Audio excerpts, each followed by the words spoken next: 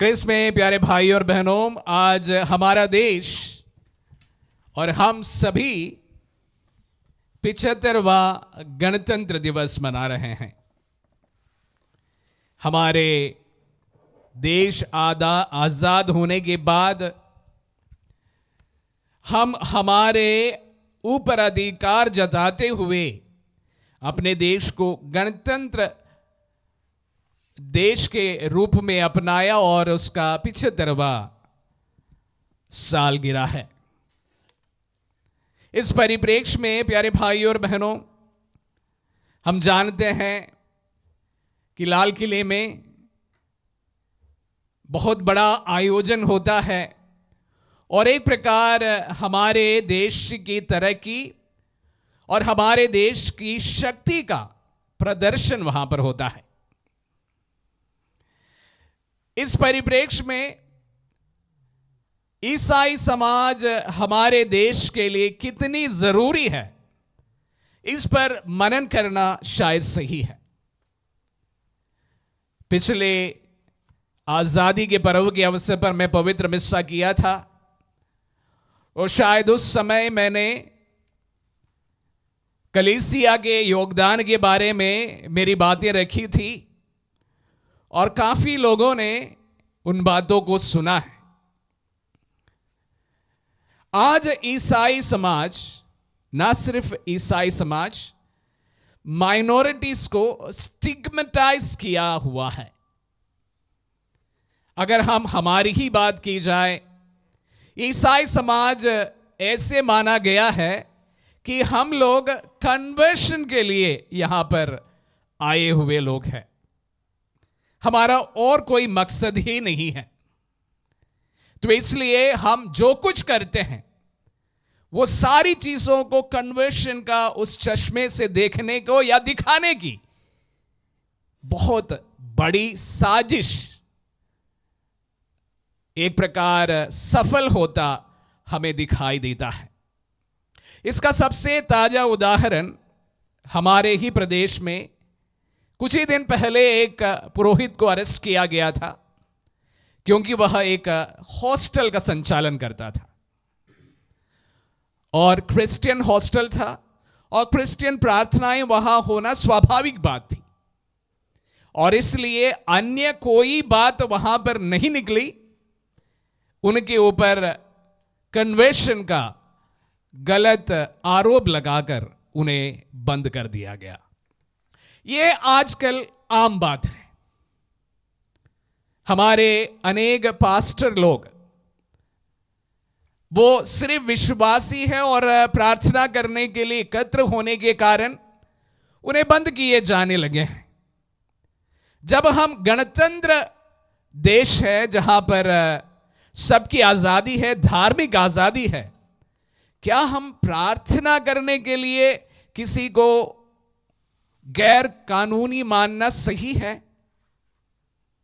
प्यारे भाई और बहनों, इस देश को बनाने वालों में ईसाई समुदाय का बहुत बड़ा योगदान है। इस योगदान को मैं 3 चीजों पर बांटना चाहूंगा। हमारे ईसाई समुदाय इस देश को बनाने में एजुकेशन एवं हेल्थ केयर में इतने योगदान आज भी देते हैं, इसकी तुलना आप किसी भी अन्य समाज के साथ नहीं कर सकते हैं।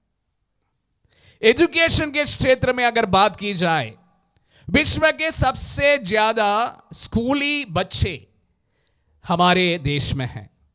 ऐसा माना गया है 250 मिलियन बच्चे स्कूल में हैं। हमारे देश के 250 मिलियन बच्चे स्कूल में हैं और उसमें तकरीबन 119 मिलियन बच्चे प्राइवेट स्कूल में पढ़ाई कर रहे हैं और 131 मिलियन बच्चे गवर्नमेंट स्कूल्स में पढ़ाई कर रहे हैं। इसमें तकरीबन 15 मिलियन बच्चे हमारे स्कूल में पढ़ाई करते हैं, ईसाई स्कूल में पढ़ाई करते हैं हर साल। इस तरह से अगर हमारे ऊपर जो इल्जाम लगाया गया है कि हम लोग कन्वर्ट करते हैं। अगर यह बात सच निकली तो हर साल तकरीबन 12 से 15 लाख बच्चे हमारे स्कूल से बाहर निकलते हैं।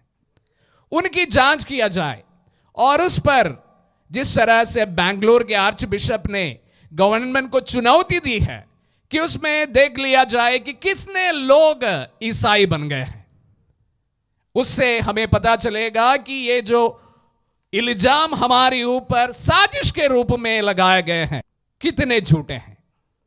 प्यारे भाई और बहनों, इस समाज को, इस देश को एजुकेट करने में कैथोलिक कलीसिया एवं अन्य कलीसियाओं के साथ मिलकर जो मुहिम चलाया गया है, इस तरह से किसी ने अभी तक नहीं किया है। हमारे एजुकेशन 3 चीजों के लिए मुख्यतः माने जाते हैं। क्वालिटी एजुकेशन, हम एजुकेशन के नाम पर खिलवाड़ नहीं करते हैं।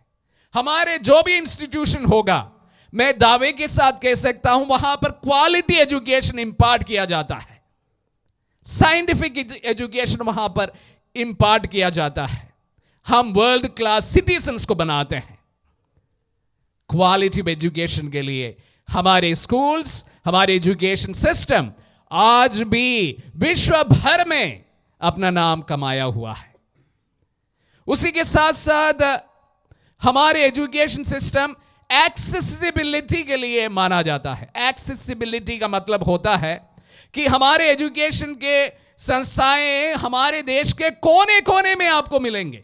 ऐसा नहीं है कि चुनिंदा शहरों में ही आपके स्कूल इस प्रकार के क्वालिटी एजुकेशन के लिए मिल जाएंगे।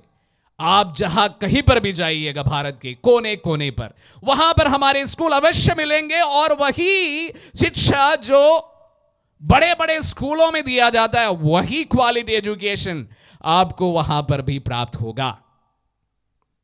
एक्सेसिबिलिटी, ना सिर्फ एक्सेसिबिलिटी इस तरह से माना जाता है कि हमारे बच्चे हमारे स्कूल में फीस इतने नीचे रखे गए हैं तो कॉमन लोग भी वहां पर अपने बच्चों को दाखिला दिला सकते हैं।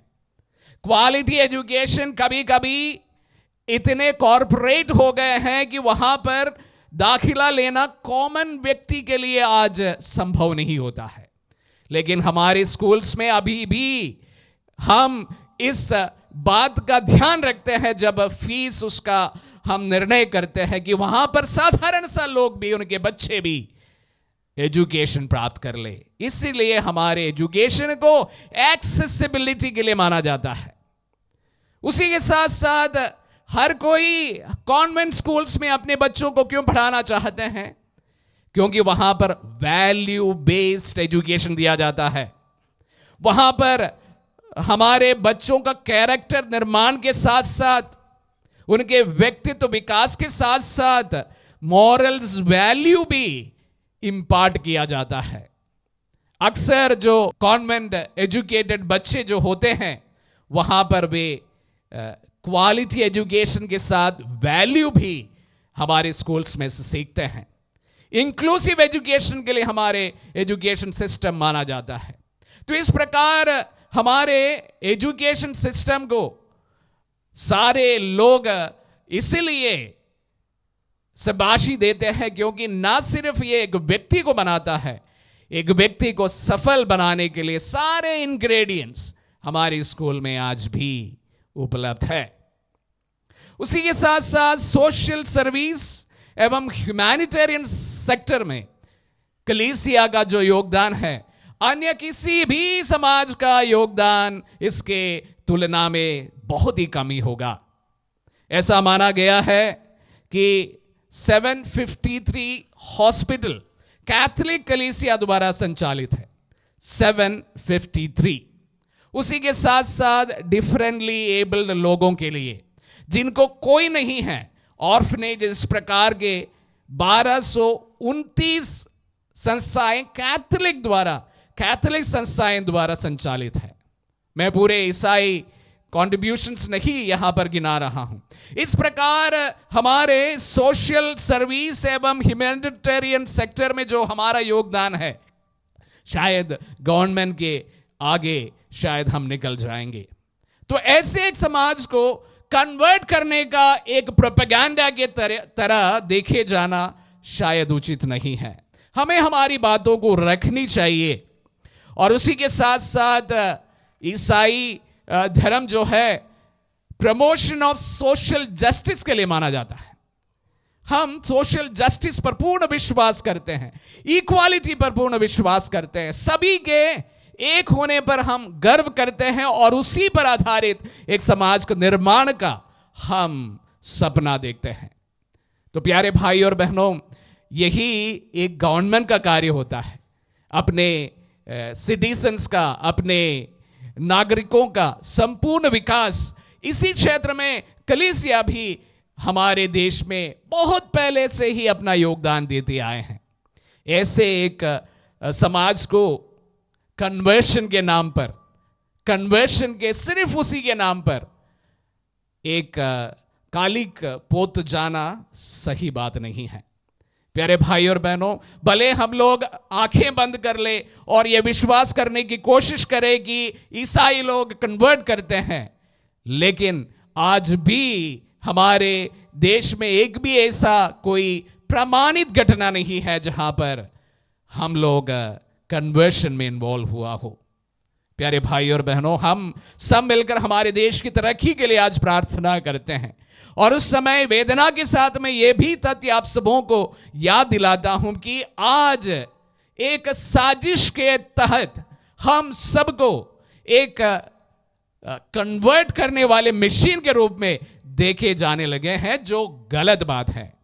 आप सभी इस तथ्य को जानते हैं। हम लोग इसके विरुद्ध आवाज नहीं उठाते हैं क्योंकि हम लोग पीस लविंग कम्युनिटी है। हम लोग हमेशा हमारी बात को प्रार्थनाओं के तहत आगे रखने की कोशिश करते, लेकिन कहीं ना कहीं हमें भी हमारी बातों को रखने का अवसर मिल जाना चाहिए और हम सबको रखना भी चाहिए।